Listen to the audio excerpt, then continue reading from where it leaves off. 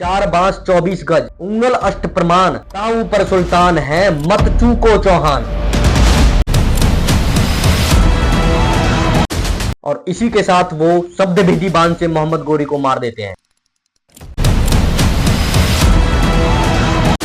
दूसरी तरफ मोहम्मद गौरी यहां लगातार भारत पर अटैक कर रहा था, लेकिन सफल नहीं हो पा रहा था।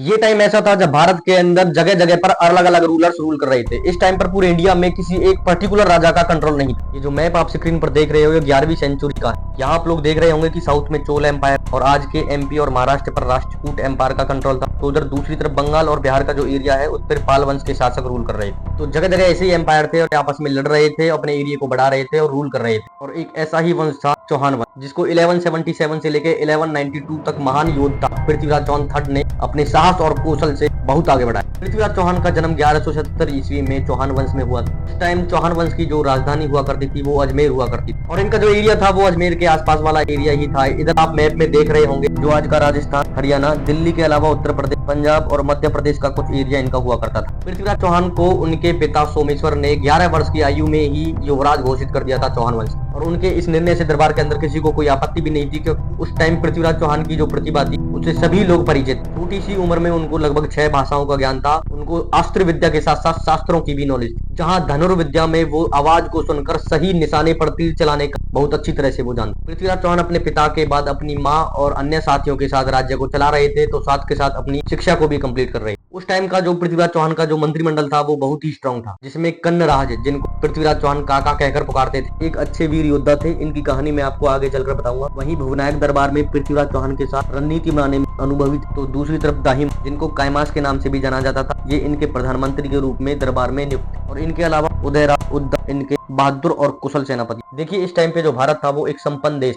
जिनमें कृषि, व्यापार, वाणिज्य, शिल्पकार इन सब के एरिया में प्रमुख था। तो वहीं दूसरी तरफ खाद्यान्न, मसाले और सोना चांदी जैसी वस्तुओं के निर्माण में भी वह उच्च स्थान पर था, यानी सोने की चिड़िया के नाम से जाना जाता। तो इस वजह से कुछ जो विदेशी रूलर्स थे उनकी भी भारत पर नजर थी, और ये बार बार अपना कंट्रोल बनाने के लिए यहाँ पर बार बार लड़ाई और अटैक कर रहे थे, लेकिन सफल नहीं हो पा रहे। और उन्हीं में से एक था मोहम्मद गौरी, जिसकी कहानी मैं आपको आगे चलकर बताऊंगा। जैसे ही पृथ्वीराज चौहान चौहान वंश के राजा बनते हैं अपने पिता की मृत्यु के बाद, तो उसी टाइम पृथ्वीराज के चचेरे भाई नागार्जुन ने विद्रोह कर दिया और गुड़ापुरा, जो आज के गुरुग्राम के नाम से जाना जाता है, उस पर अपना कंट्रोल कर लिया। ये जो गुड़ापुरा का जो एरिया है ये उस टाइम पृथ्वीराज चौहान के कंट्रोल में। ये बात जब पृथ्वीराज चौहान को पता चली कि नागार्जुन ने गुड़ापुरा पर अपना कंट्रोल कर लिया है, तो उसने नागार्जुन के खिलाफ युद्ध का ऐलान कर दिया। लेकिन यहाँ नागार्जुन जैसे ही युद्ध होता है, वहाँ अपने सेना और सेनापति को अकेला छोड़कर युद्ध से भाग जाता। देखिए जो नागार्जुन का सेनापति था, जिसका नाम देव भट्ट था, वो बड़ा ही बहादुर और साहसी सेनापति था। उसने नागार्जुन के भागने के बाद भी पृथ्वीराज की सेना से डटकर मुकाबला किया, लेकिन वो हार गए। यहाँ पृथ्वीराज चौहान ने गुड़ापुरा पर अपना दोबारा कंट्रोल कर लिया और इसके बाद दिग्विजय अभियान चला, जहाँ उसने चौहान वंश को उत्तर भारत में जम्मू तक फैला दिया। और दूसरी तरफ मोहम्मद गौरी यहाँ लगातार भारत पर अटैक कर रहा था, लेकिन सफल नहीं हो पा रहा। तो इस बार मोहम्मद गौरी स्ट्रॉन्ग आर्मी के साथ प्रॉपर मैनेजमेंट के साथ अटैक करता है, और इस बार वो पंजाब के रास्ते पेशावर पर अटैक करता है। उस दिन होता क्या है, ये जो पेशावर पर अटैक की इन्फॉर्मेशन थी, इसको प्रधानमंत्री कैमास, जो पृथ्वीराज के दरबार में मंत्री थे, वो पृथ्वीराज को बताते हैं और कहते हैं कि मोहम्मद गौरी नाम के अफगानी ने पेशावर पर हमला कर दिया है, और यदि हमने इसे अभी नहीं रोका तो आने वाले टाइम पर ये हमारे लिए ही खतरा हो सकता है। लेकिन यहाँ पृथ्वीराज चौहान इस बात पर ज्यादा ध्यान नहीं देते, क्योंकि उस टाइम जो पेशावर था वो चौहान एम्पायर का पार्ट नहीं था, और इस बात को ऐसे ही टाल देते। लेकिन उनको यहाँ ये अंदाजा नहीं था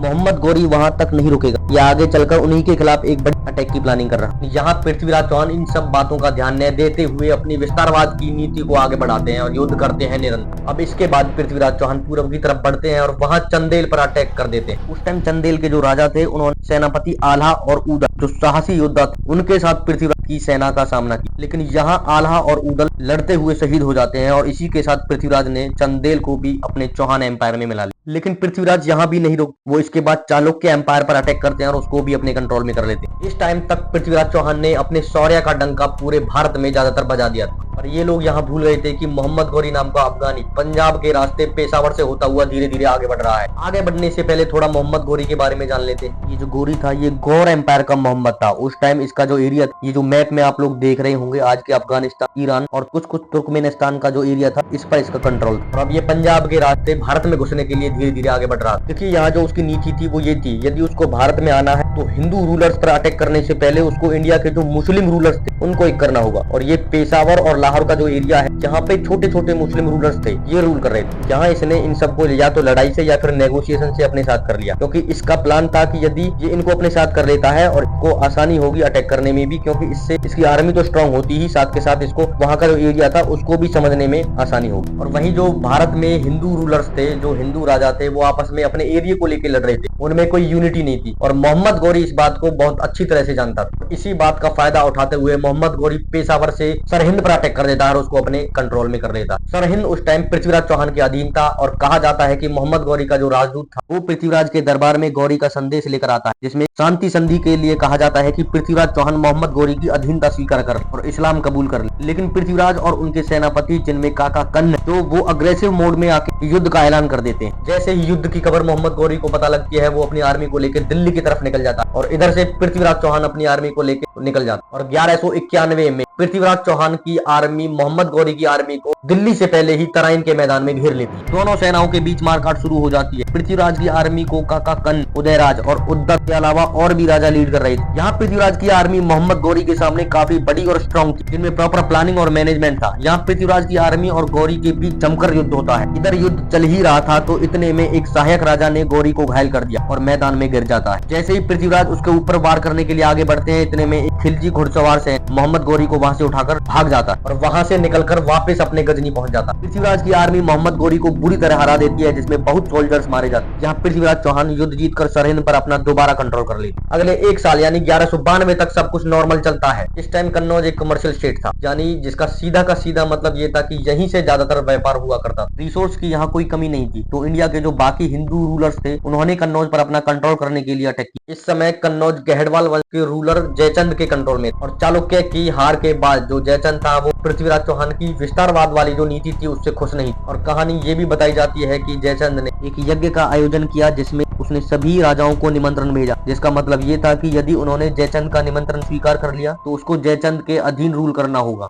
यहाँ जो पृथ्वीराज चौहान था उसने जयचंद का जो निमंत्रण था उसको ठुकरा दिया। इसकी वजह से भी जयचंद पृथ्वीराज चौहान के खिलाफ था। दूसरी तरफ कहानी ये भी बताई जाती है कि जयचंद ने अपनी बेटी संयोगिता के स्वयंवर के लिए एक स्वयंवर का आयोजन किया, जिसमें सभी राजाओं को आमंत्रित किया लेकिन पृथ्वीराज चौहान को नहीं बुलाया। इसके बजाय उसने द्वारपाल की जगह पृथ्वीराज की मूर्ति बनवाकर खड़ी कर दी। यहाँ संयोगिता को पृथ्वीराज पहले से ही पसंद करते थे, तो संयोगिता ने सभी के सामने पृथ्वीराज की मूर्ति को माला डाल दी और अपना वर चुन ली। बाद में पृथ्वीराज चौहान यहाँ आए और लड़ाई करके संयोगिता को दिल्ली ले गए। तो जयचंद इसलिए भी पृथ्वीराज चौहान के खिलाफ था। कहा जाता है कि साल 1192 में जयचंद मोहम्मद गौरी को दोबारा भारत पर अटैक करने के लिए लेटर भी लिखता है, लेकिन इसमें इतिहासकारों ने इन दोनों कहानियों को हकीकत से अलग बताया है। इसके बाद वो दिन सामने आता है जिसका किसी को भी अंदाजा नहीं था। मोहम्मद गौरी साल 1192 में दोबारा प्लान बनाता है, जहां अब गौरी ने अपनी सेना की संख्या बल को बढ़ा दिया। ऐसा कहा जाता है कि 1,20,000 सैनिक की आर्मी के साथ वो अटैक करता है, तो वही पृथ्वीराज 3 लाख सैनिकों की आर्मी के साथ मैदान में आते हैं। जहां इस बार गौरी की आर्मी एक प्रॉपर मैनेजमेंट से अटैक कर रही थी, तो वहीं पृथ्वीराज की आर्मी में अच्छी लीडरशिप नहीं थी। युद्ध में बहुत से सैनिक मारे जाते हैं और लास्ट में पृथ्वीराज को पकड़ लिया जाता है। इसके बाद उनके साथ क्या हुआ था इसके ऊपर भी कई कहानी बताई जाती है, जिनमें से एक ये भी है कि मोहम्मद गौरी उनको गजनी ले गए थे और एक जेल में बंद कर दिया था। उसके बाद उनके पीछे पीछे चंद्रबरदाई भी उनके वहां पहुंच जाते हैं। कहा जाता है कि चंद्रबरदाई के इशारे पर शब्द भेदी बाण से उन्होंने पहले मोहम्मद गौरी को मारा और उसके बाद खंजर मारकर एक दूसरे को शहीद हो गए। इसमें चंद्रबरदाई पृथ्वीराज चौहान को इशारों में कहते हैं कि 4 बांस 24 गज उंगल अष्ट प्रमाण ताऊ पर सुल्तान है मत चूको चौहान। और इसी के साथ वो शब्द भेदी बाण से मोहम्मद गौरी को मार देते हैं। इसी के साथ मिलते हैं अगले एपिसोड में। जय हिंद।